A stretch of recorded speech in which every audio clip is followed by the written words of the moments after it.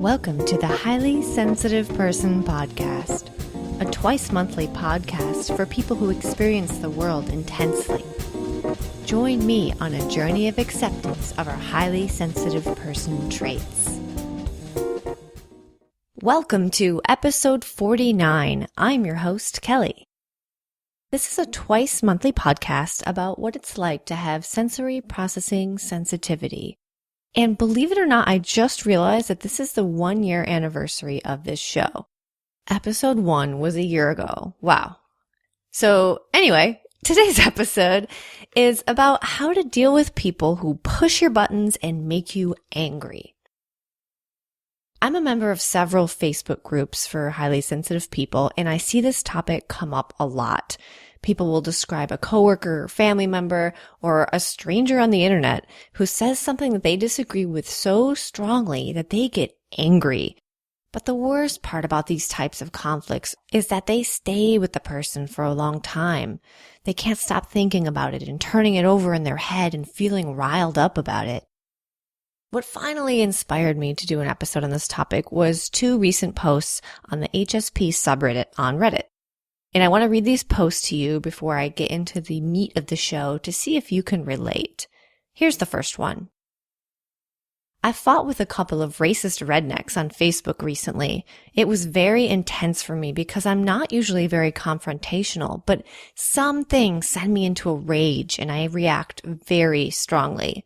In this case, it was online. I'll get very personal and nasty, like I'm in a knife fight or something. I feel like a cornered animal. And I feel like someone is attacking, and I'll explode like a lion surrounded by hyenas. Needless to say, interactions like this keep my synapses churning for days. Is this normal for HSPs?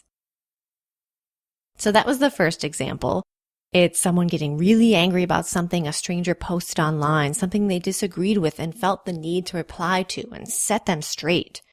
Have you ever been in a situation like that? Here's the second example from Reddit, and this one is kind of long. Here it goes.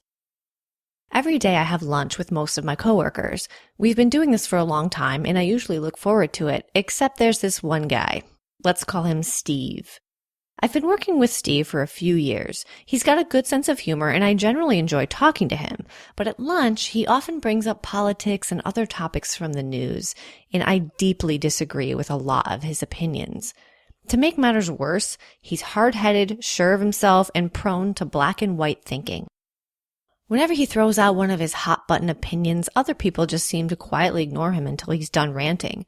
Sometimes I get annoyed, but other times I can't help but feel rage burning inside me. I usually say something I immediately regret, and I end up apologizing to him later. Then I keep reliving his words and my embarrassing response over the following days. I'm not sure if I should confront him about it. Shouldn't I get used to people saying things I don't like to hear? So that was the second example. I dare say that we HSPs probably have a harder time letting go of things than other people. I don't have any scientific evidence of this, but think about how much we pay attention and care about details. We feel things intensely. People who care a lot about details don't usually just let things go easily.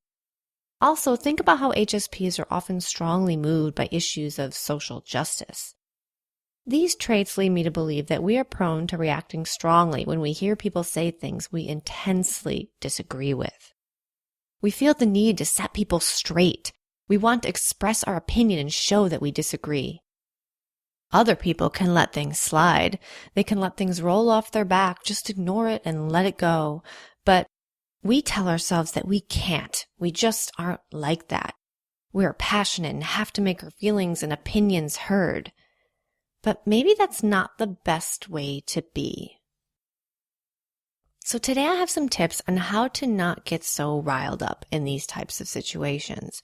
And some of these tips might go against your natural instinct. I have my own similar stories to the Reddit stories I read at the top of the show. I remember telling my husband Jim, who is an extroverted, non-highly sensitive person, about how someone at work was really ticking me off. They would do or say certain things that drove me crazy, and I wanted to either explode at them or never have to deal with them again. I I remember after passionately telling him my story about this coworker, he honestly didn't understand my intense agitation. He said, "Why do you let it bother you so much?" This was not a question I was expecting, and it took me a while to accept that what he said was actually helpful. Why do you let it bother you so much? It made me realize that me getting angry about a coworker's dumb opinions wasn't my coworker's problem. It was mine. I was the one letting it bother me. I hadn't realized that I had a choice to not let it bother me. So that is tip number 1. Choose not to let things bother you. Tip number 2 is, you probably aren't going to change anyone's mind, so why try? I have family members with drastically different views than I do. I used to get so fired up and would argue with them until I finally realized that there was no point. I was never going to change their mind no matter what I said. All our fighting did was harm our otherwise good relationship. So what's the point? I learned to bite my tongue and I just ignore and don't respond to any of their political or social commentary anymore. So when you're tempted to start an argument or join in an argument, ask yourself, what will I accomplish by getting involved in this? Tip number 3 is don't say anything. Your silence doesn't mean agreement. You've heard the saying, don't feed the trolls, right? Well, it's good advice. A lot of people online and in real life will say things just to rile other people up. By responding to these people, you are giving them what they want. It's okay to just ignore these comments. Remember in one of those Reddit stories I read to you earlier, the author was talking about an annoying coworker, and he wrote, quote, "Other people just seem to quietly ignore him until he's done ranting," end quote. So why didn't the author just do that? Why didn't he ignore the annoying coworker like everyone else did? He likely felt so riled up by the comments that he thought he had to reply. He couldn't hold it in. But you know what? He didn't have to reply. He didn't have to say anything. Think of the case of your family member who posts political stuff on Facebook that makes you mad, or the person in the YouTube comments or on Twitter who just spouts the dumbest stuff. You want to feel the satisfaction of putting them in their place, of expertly proving all their points wrong and making them feel stupid.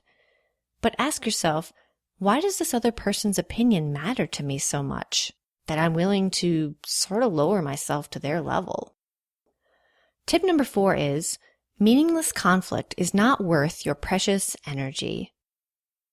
Introverted HSPs, especially, can feel worn out from a lot of stimulation or social interaction, and getting angry and riled up can also use up energy. I don't think it's worth disrupting your stasis of peace, as I call it, to get angry at people, especially strangers on social media.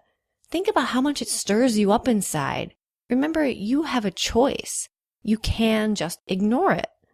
I can't tell you how many times I've typed out a snarky or sarcastic reply to someone on social media and just deleted it without hitting send or publish.